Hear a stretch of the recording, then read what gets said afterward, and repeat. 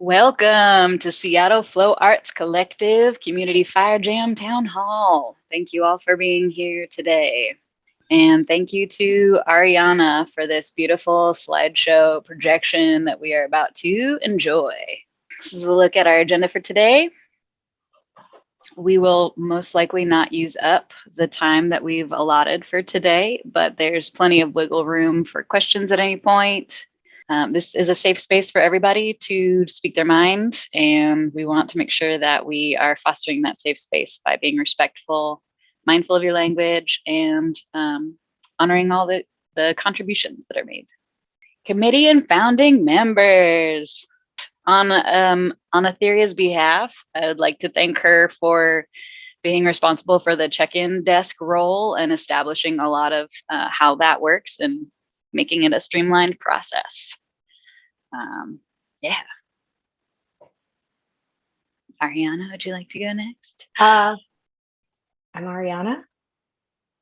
Not sure what else to add, but I also really enjoy helping out with the jams, mostly set up, tear down, though I have helped out in other parts.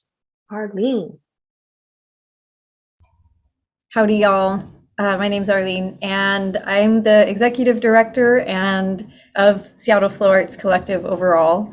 And I try to stay out of these events because we have such a great team who does honestly a really thorough job of making all of this magic happen, which means that I get to sit back and watch all of it unfold, which is a lot of fun. And it's a great honor to be part of the team. Thank you. I think Corey is next of our people, but if you want to talk about BJ. BJ is our president. Is that correct? Is that the right word? Chair of the board. Chair of the board. That one. And is responsible for like keeping everything running pretty much. It's kind of a miracle. Corey, do you want to go next? Yeah, hello, I'm Corey. I do fire safety often and sometimes Fuel Depot, and I'm trying to learn how to help more with the jam from an administrative side. So, oh my gosh, it says I'm muted, but I don't think I'm muted. Okay. Zoom is funny. Yeah, thank you all for being here and for letting me be a part of this. It's great. And on to Desert, I believe. Big thank you to Desert for pretty much setting up the foundation of the Fire Jam and how it's currently running, and all of the administrative and back end stuff that is the paperwork, y'all, is a thing. Yeah, grateful for all of the work that you've put in, because it's a lot. Yeah, drew you up. If you can talk at the moment, yay. Helps if I have my kill switch on. Hey, y'all. My name is Drew. I volunteer with the Fire Jam in a multitude of roles, and I'm very excited to be here today. Louise and Harley were part of the founding of the committee initially and put in a lot of work for how we do things, as well as the fire safety course that will be talked about more in the future. And they were instrumental in creating the Fire Jams as well. And I'm Z. Been doing a lot of event production and trying to learn all of the other lead roles as well, so that we can pass things around a little bit more. Let's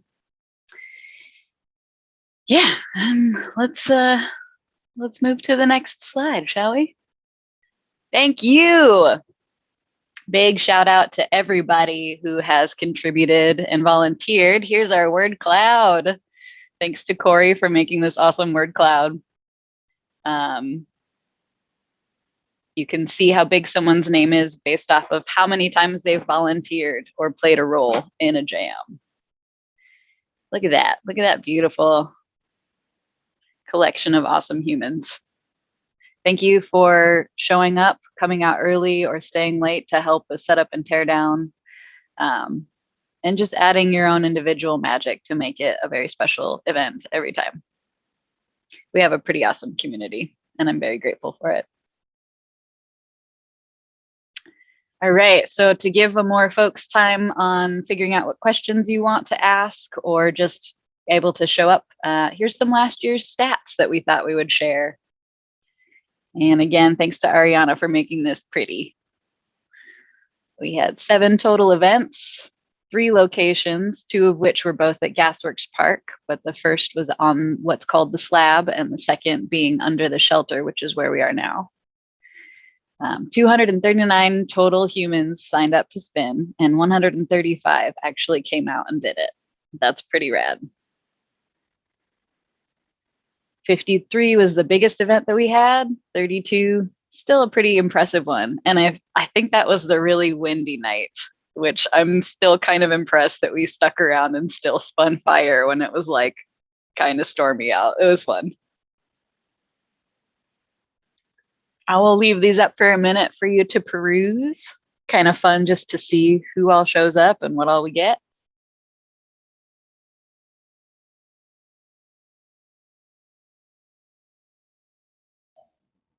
Do you want to maybe talk about what each one represents? Yes. The pronoun breakdowns are an awesome point to have just to know what kind of folks are coming out. I really appreciate that it's a safe space for us to express our pronouns and our identities. And we had a higher collection of she, her folks come out. The volunteer breakdown, fire safety being the biggest point of volunteers. Second being fuel depot. And then check-in after that. And tear down after that. And looks like fire safety and fuel depot combinations and setup fire safety combinations were all about the same. Is anybody surprised that staff is the most common prop spun? I don't know. I find that surprising a little bit. Are you? I'm really surprised. Yeah. What did you think it would be? I was thinking like poi or hoop. That's also what I thought. I thought poi as well, which was the second highest, and then hoop after that, which makes sense to me. And then fans. I like that we have a lot of funky stuff out there, like rope poi, I've not heard of before. We got serpent staff, swords, triads, tridents, goblins, all kinds of fun stuff. I'm not even sure I know what a fire tonfa is, to be quite honest. Does anybody know what a tonfa is? We'll Google it later. That would be Zach's prop. It looks like a baton, like a police baton. Oh, interesting. Okay. Oops.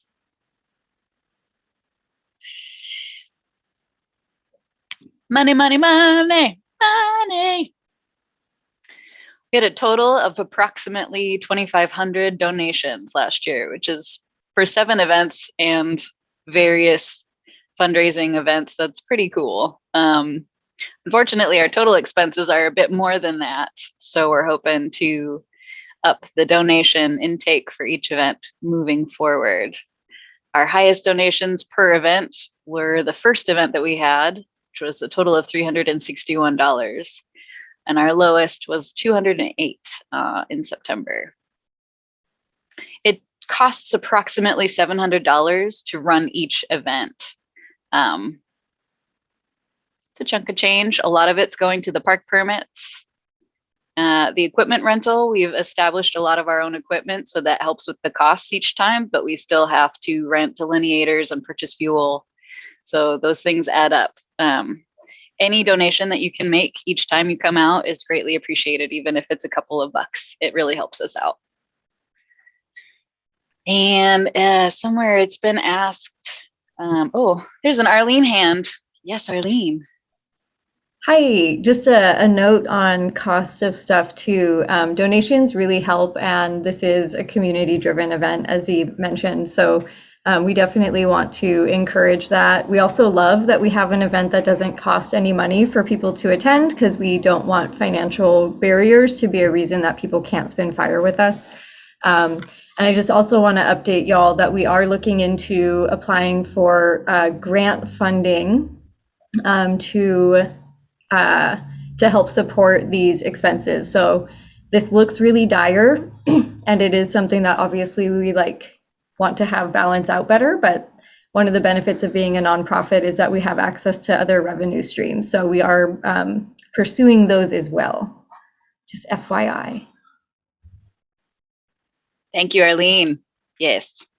Also, a typo on the total or the suggested donations would be $10 to $30 if you are able.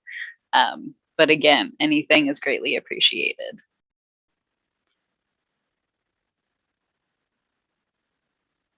We have some changes coming up this year. We are excited to share with you. A lot of it is based off of feedback that we heard at the most recent jam and took into account with the changes that we are making. We heard a lot of requests for more seating for the participants away from the audience, and a space to hang out with props storage as well. More lighting. It's kind of a dark space, so that makes sense. And adjusted layout to keep the exits from getting blocked by audience members. That was happening a bit last time around. And just for easier movement all around to keep the flow going. So here's our proposed new map. It's not been approved by the fire marshal yet. We will hopefully be submitting that soon and get word back on that. So keep an eye out for updates. The check-in table is getting moved back a bit. It will still be under the covered area in case of rain, so you'll be able to stand in line and not get soaked, which is nice. Once you enter, the area in the back will be for all of us to enjoy and put our props and sit. There's room for camping chairs and blankets if you want to bring your own stuff to create a space so that it doesn't have to go back out where there are people that we don't know in the audience area. The fuel depot is getting moved a bit further down as well. So there's less distance between where you fuel and where you walk into the fire zone, this circle. The hot zone isn't changing much in size, so that's great.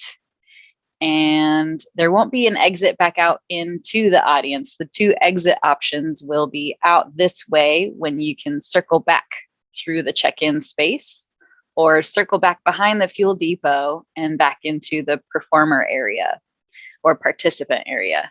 One thing to note is that within this map, within the blue area, there's no smoking allowed. And this area is only for registered participants. So if you have friends that want to come hang out, they won't be able to go back in that area unless they're on the sign up form as well. Excuse me. Any questions so far?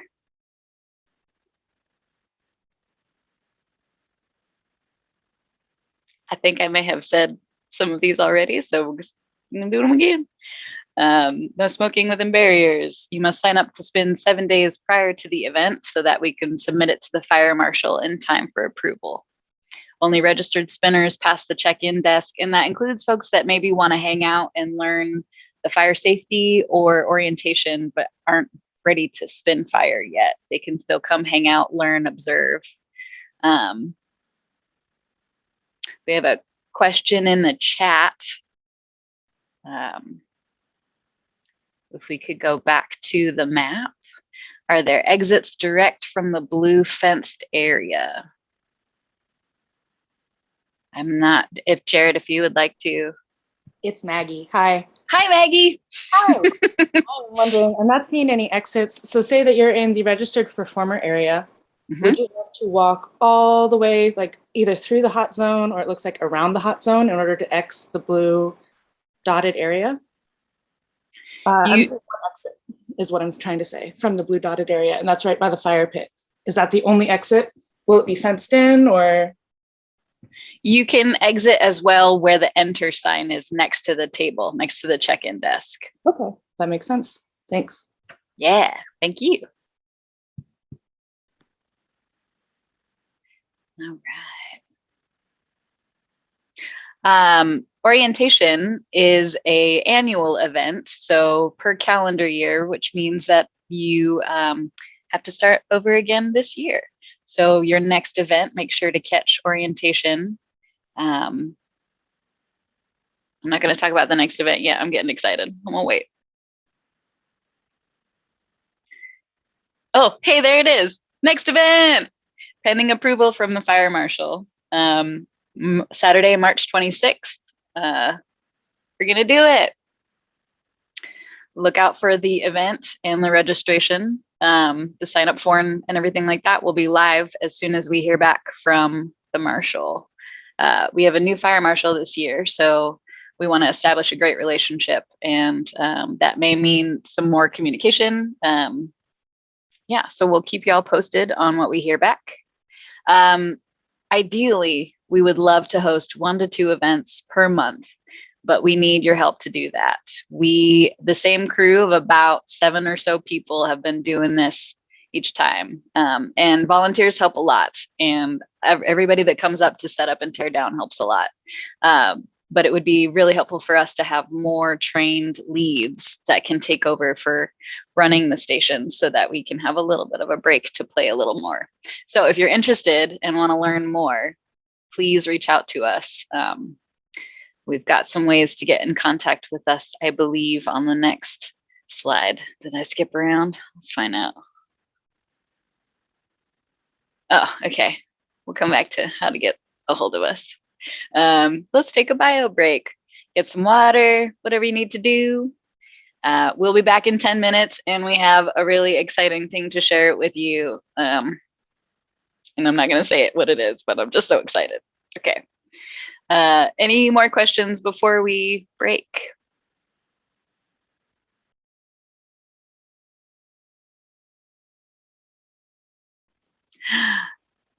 And the next thing we have to share with you is super exciting.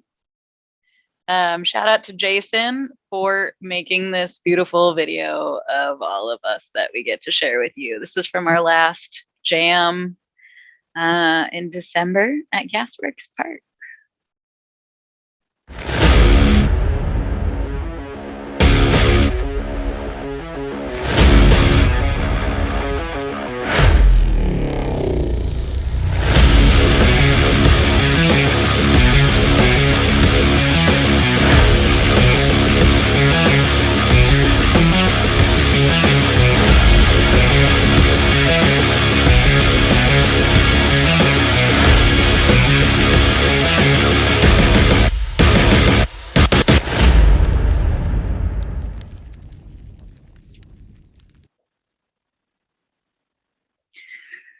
Ugh, it gives me goosebumps every time I watch it.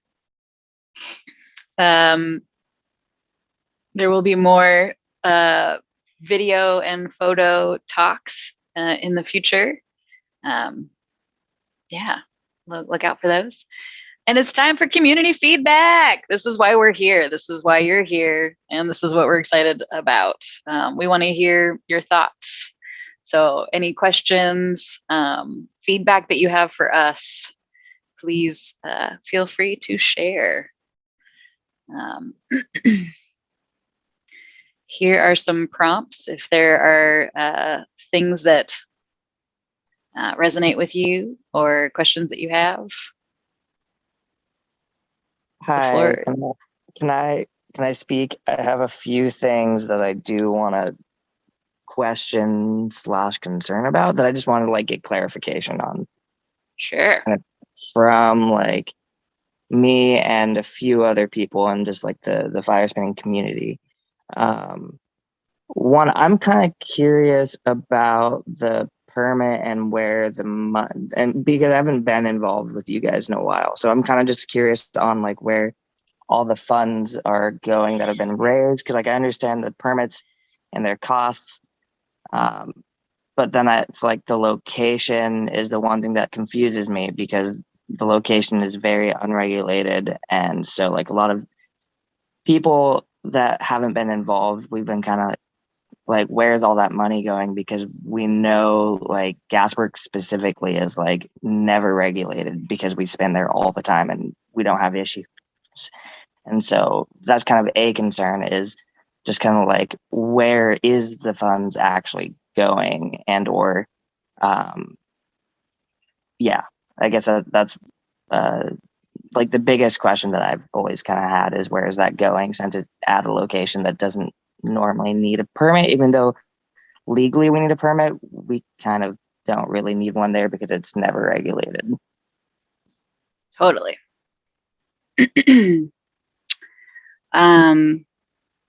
Couple pieces there to answer. I think I will let Arlene start as the representative of the org, and then we'll fill in any blanks from there, if that sounds good to you, Arlene. Yeah, sure. Yeah, it is a fair question. You said the reason in your question, which is that we are a legal event and the renegade burns that happen are not legal. Being that we're a nonprofit, we don't really have the option to do illegal burns at the park. And we think that, personally, I like that there's still a thriving community that is making fire happen.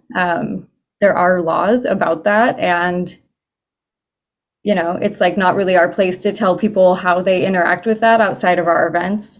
But we also think that there's a lot of value to having this event be something public that we're allowed to post on the internet, that we are able to invite news teams to without fear of getting shut down. Spinnern was an event that ran for over a decade and ended up getting shut down because we didn't have permits, and people did report us to the fire department. So that was one of the biggest reasons for founding the nonprofit.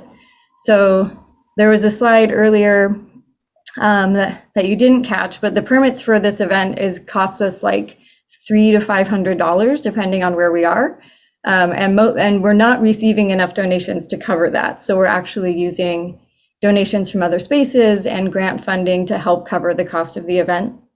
But yeah, basically we think that there's value to having there being a permitted opportunity for this in the city that has more structural and organizational support for new people to come learn how to spin, and to have something that can have a little more chutzpah behind it. Okay, thank you. Yeah.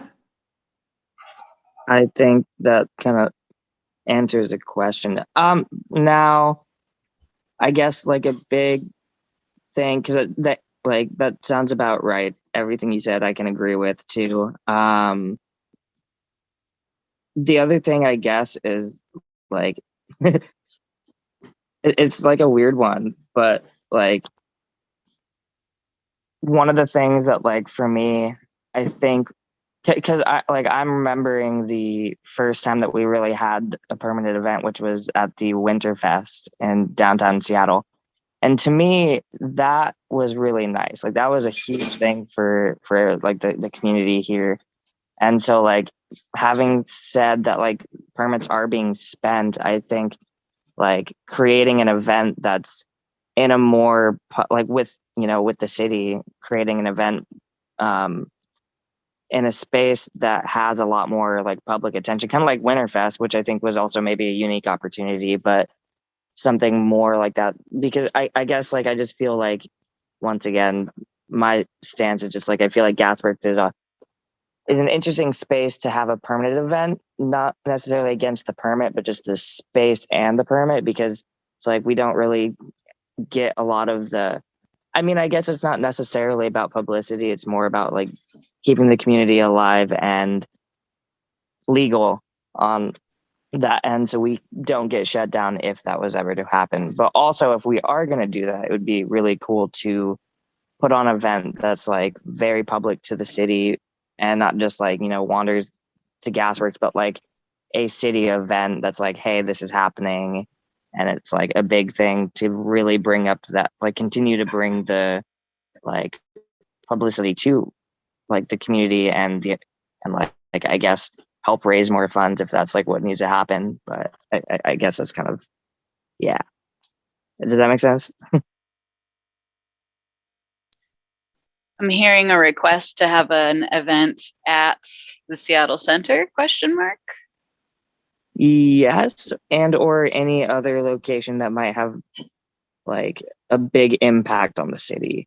Because Gasworks is nice, but it's like it happens all the time there. So it's Mhm. like it's not really that big of a thing for, I guess, the people that wander there all the time. Like it's cool.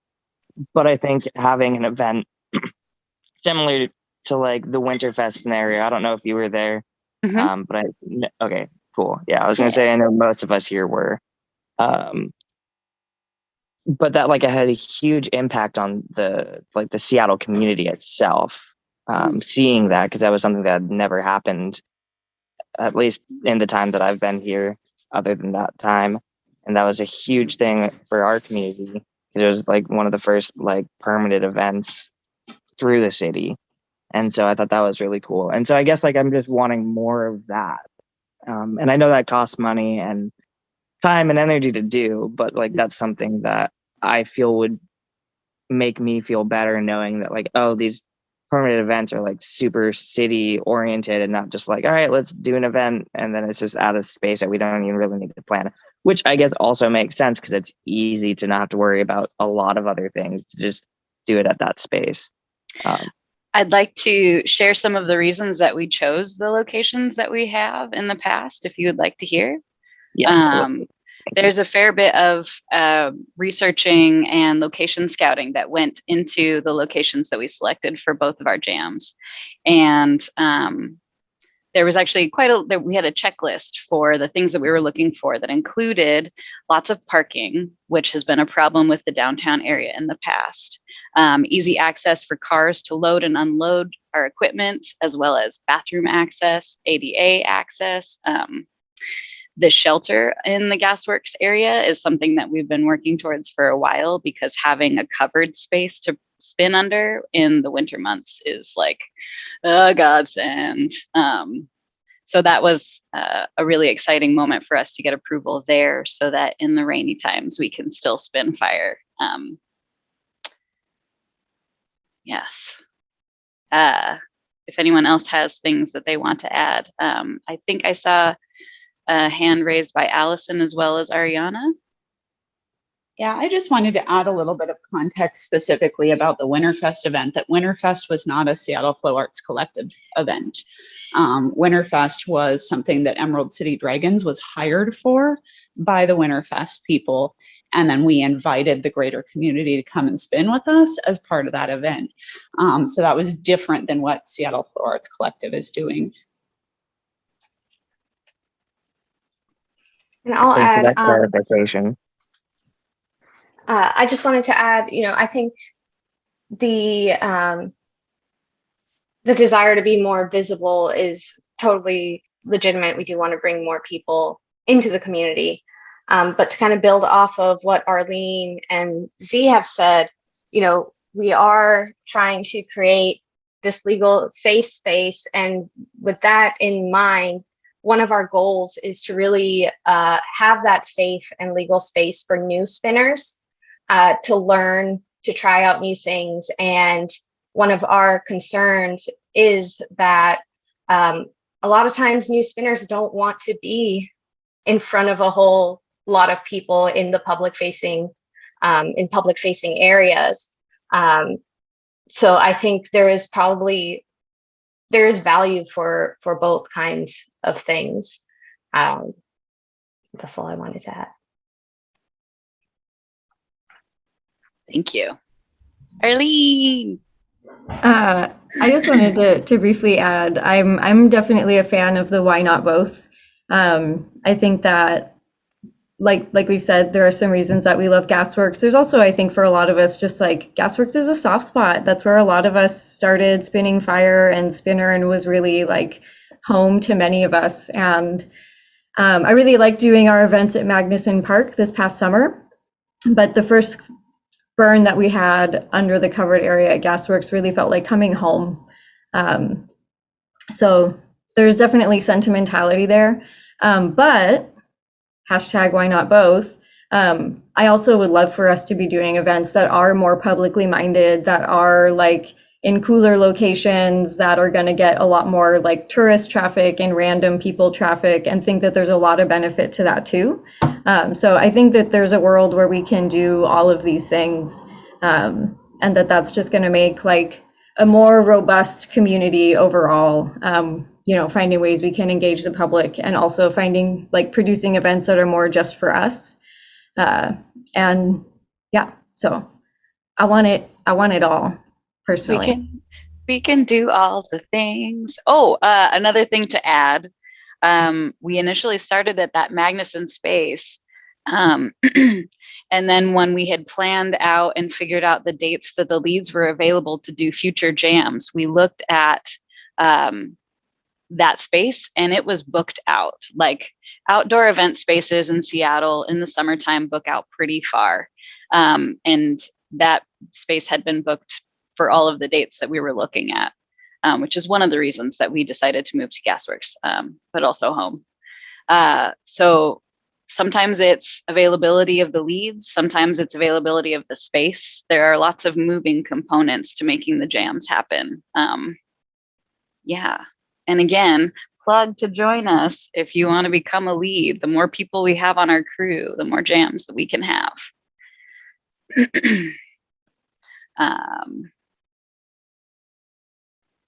Yeah.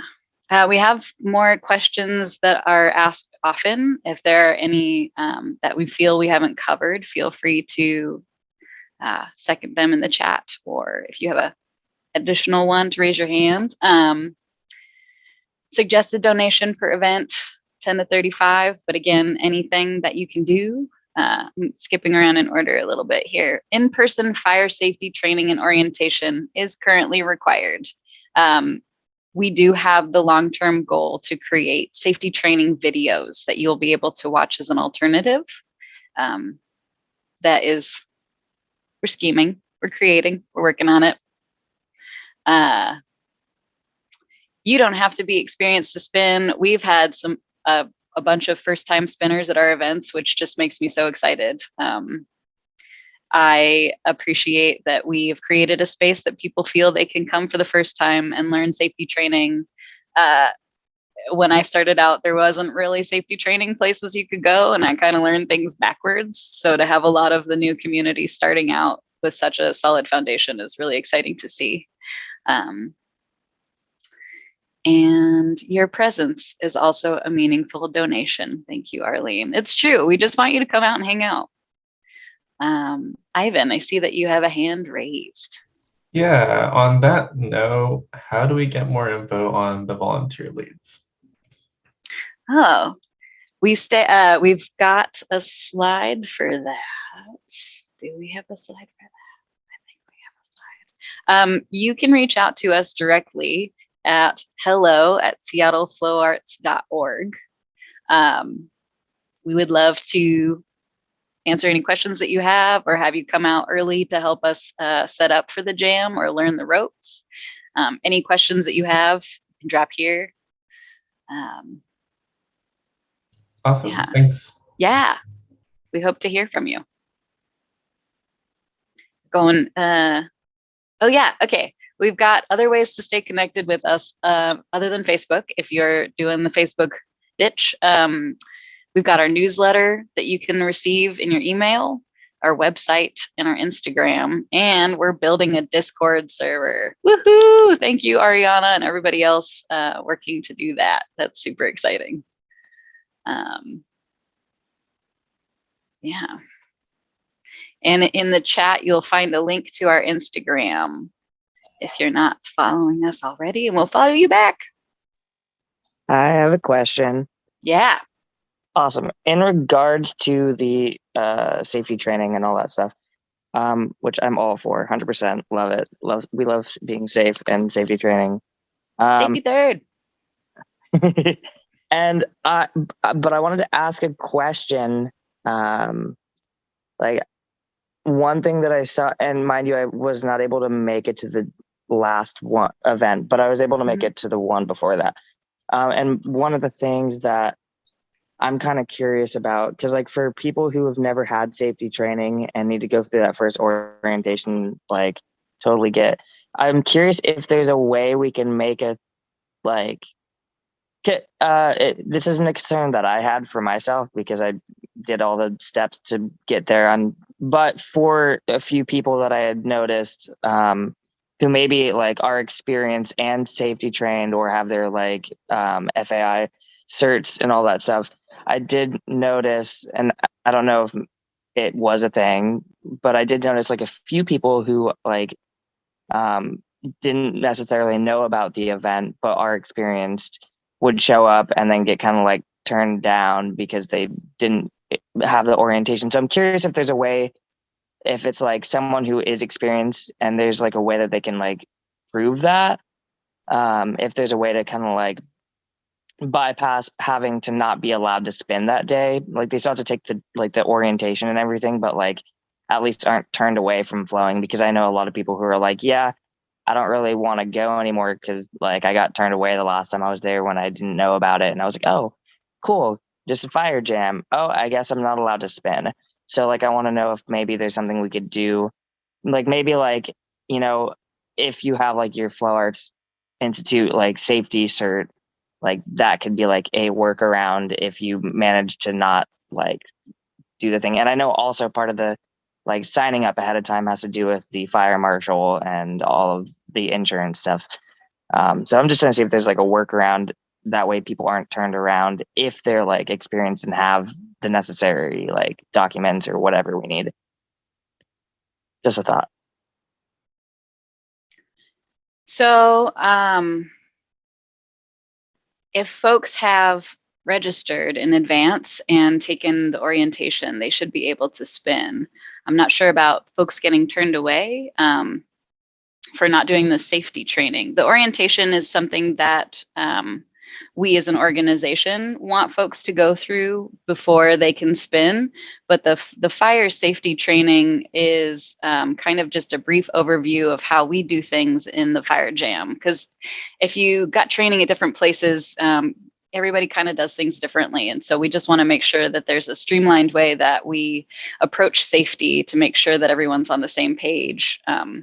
And some of it does have to do with our permit as far as where things are, how the space is set up, making sure that we're not in conflict of that. But we don't want to turn anybody away. We want to make sure that everybody feels that they can come out and interact and be involved. So yeah, just those two pieces about the orientation, which you do it once per calendar year. So as long as you attend the orientation at the next jam that you go to this year, then you don't have to do it a second time, just the one time. And we log that so you can streamline that process for your next jam. Yeah, and the safety training is just kind of an overview. Yeah. Arlene, yes. I just want to respond because I really hear that, Ezra, and I also personally agree. I would love to have it be easier for people to show up and attend, and I know there are people who like miss the sign up or don't see it promoted on social media. There's like limited options that we have to make sure that everyone who would want to come is able to see that stuff in advance. And I also am not super wild about like having to have it be that stringent. Ultimately, because it's a permanent event and we're going through the city to do it, we don't necessarily have a lot of wiggle room about how we do it currently. I am curious and interested about the possibility of working with the fire marshal to see what they might be willing to do as far as that goes. They do really love us. They're like super into the way that we do things. Part of that is because of the safety orientation in particular, and some of the things that we're doing, they really like and respect. And so there is like, we don't disagree. We also think there's benefit, but mostly it's like, this is what the fire marshal says we have to do. So I appreciate that input because I agree. I have seen people show up and it's not that they weren't turned away. It wasn't a safety orientation. It was just that they didn't know that they needed to register in advance. And I don't love that either. And so far people have been really gracious about that, which I appreciate, but it's also meaningful to know that that's something that is making people less likely to come back in the future. So thanks for letting us know that. I don't know, I can't like make any promises that anything would change about that, but it is useful to know, and we can talk more about it, and maybe explore some options for what might be able to happen there. Sweet. Thank you for your input, Arlene, and thank you, G. Thanks for hearing me out. Yeah, questions are helpful. They help us know what to think about and what to work on. So thank you.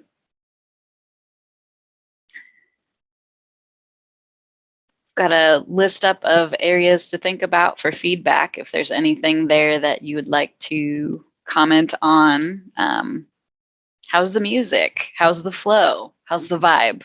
How do you feel about it? Are there things that we could do better? Are there things that you'd like to see different? This is the space for that. So we would love your feedback. And if you think about things after today, feel free to shoot us an email. Yeah, you help us make this the best event that it can be.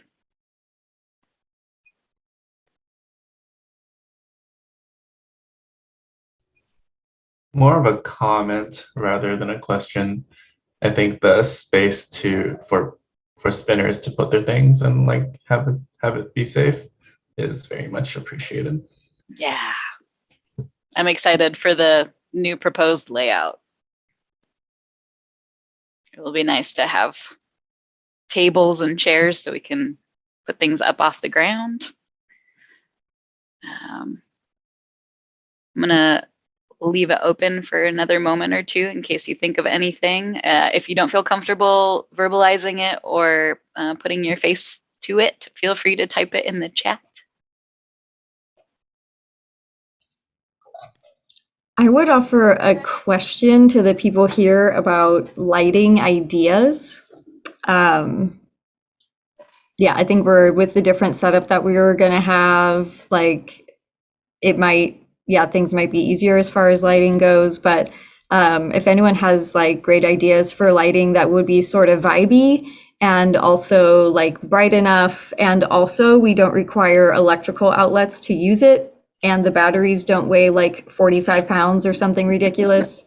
That's our short, oh my gosh, Jared, you're not wrong. Or Maggie. Vision clubs. A stack of vision clubs would be obviously ideal. And definitely in budget, yeah, that'd be fine. Can we just hang them from the ceiling? That'd be magical. I'm into it. It would be fantastic.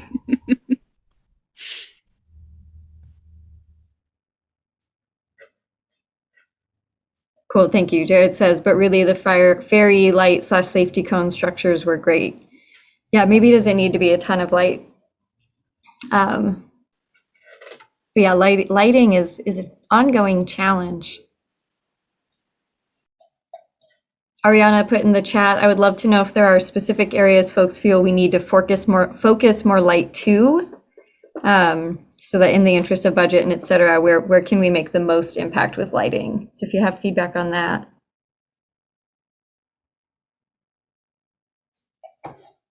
We have a vote for where personal items are stored.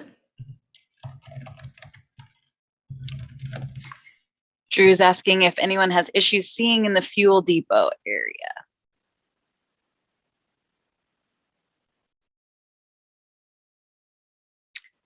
It'll be in a new location this time around if this map gets approved. So maybe we can add some lights above the area, attach them to the structure that it will be up next to. Arlene has just added the link to our calendar in the chat. You can add it to your own Google Chat or Google Calendar. You will find updates about Flow Shop and Spin Jam and our town halls, our board meetings. Everything is public, so you can join us anytime you want to. And if you're interested in being part of the setup crew or the leads, yeah, we would love to have you. You don't necessarily need to be a part of the fire committee in order to become one of the rotating leads. There's the option to join at whatever capacity you have. We would just love to have you. can subscribe to the calendar at the bottom of the calendar page to add it to your Google or iCalendar. Thank you, Arlene. Shout out again to Ariana for this beautiful PowerPoint presentation. Thank you. And to the Fire Arts Committee for being here today, and those who aren't able to be here today, as well as Jason is here. Thank you for that awesome video. Glad I can help. Thanks. Yeah, it looks great. I'm excited. I think we will wrap it up if there are no more questions, comments, concerns. Thank you. Thank you all for being here. We really appreciate it. And for showing up to the fire jams and making them special. And being an amazing community that is supportive and continues to just wow me. Yeah, if anybody has any other closing comments, feel free. I've been really quiet, but I just want to say thanks for putting this on. It's been good to be here and see what people think and just get a sense of what's going on. I've only been able to make it to one of the fire jams so far. Hope to make it to more in this new year. So yeah, thanks. I wanted to express my intense gratitude for everyone that has come to an event, been part of an event, volunteered for an event, or has put their lifeblood into this. Genuinely, this is the change that I want to see in this community, and I will continue to support it for as long as I've got breath in my body. I appreciate you all so, so much. All right, cool. Big hearts, big loves. Holy NPR voice, Drew. Just from Jared in the chat. You have a radio talk show host voice going on there. I've been drinking a lot of tea lately. My throat's a little sore. I hope it feels better. I'm doing great.